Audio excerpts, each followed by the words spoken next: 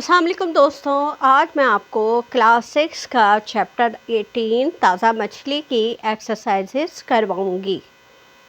तो हमारे पास देखिए बुक का पहला सवाल है, नीचे दिए गए सवालात के जवाब लिखिए।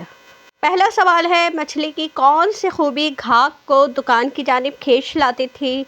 मछली की लज्जत, ताजगी और तलते वक्त उसकी उम्दा और दिलकश महक घाघों को दुकान की जानिब खींच लाती थी।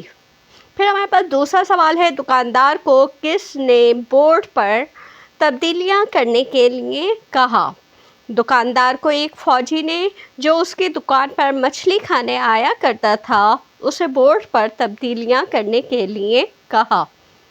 अब हमारे पास तीसरा सवाल है, जब लड़कियां मछली खाने दोबारा गईं तो उन्हें क्या परेशानी हुई?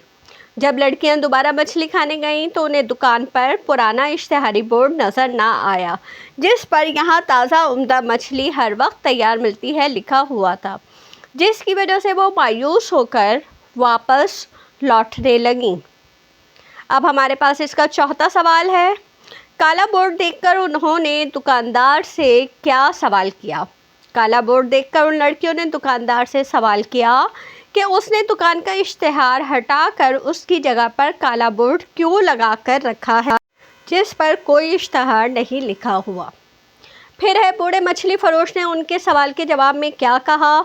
बूढ़े मछली फरोश ने हंस कर जवाब दिया कि वो उनकी मेज़ पर गरम गरम मछली की प्लेटें लगा देता है और साथ ही उन्हें उस पुराने काले बोर्ड की पूरी कहानी सुनाता है।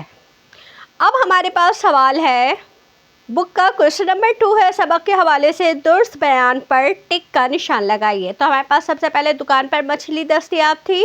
कैसी मछली थी? ताज़ा। फौजी ने तब्दीली कराई बोर्ड में। लोग मछली को करते थे पसंद। उन्होंने मछली की मंगवाई प्लेट।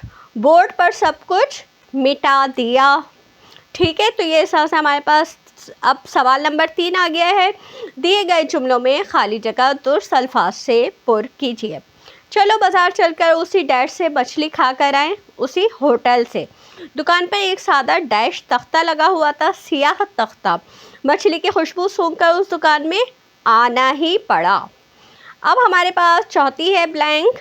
मैंने तुम्हारा साइन बोर्ड डैश से पढ़ा है।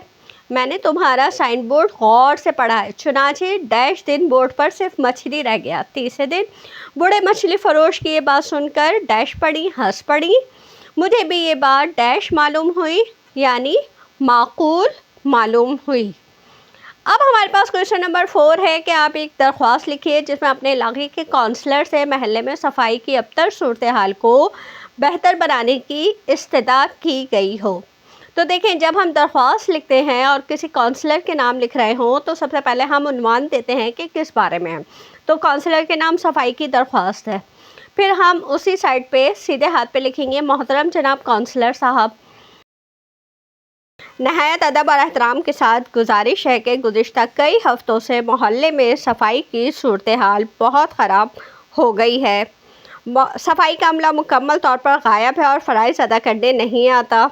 इस वजह से गलियों सड़कों में गंदगी के ढेर जमा हो गए हैं।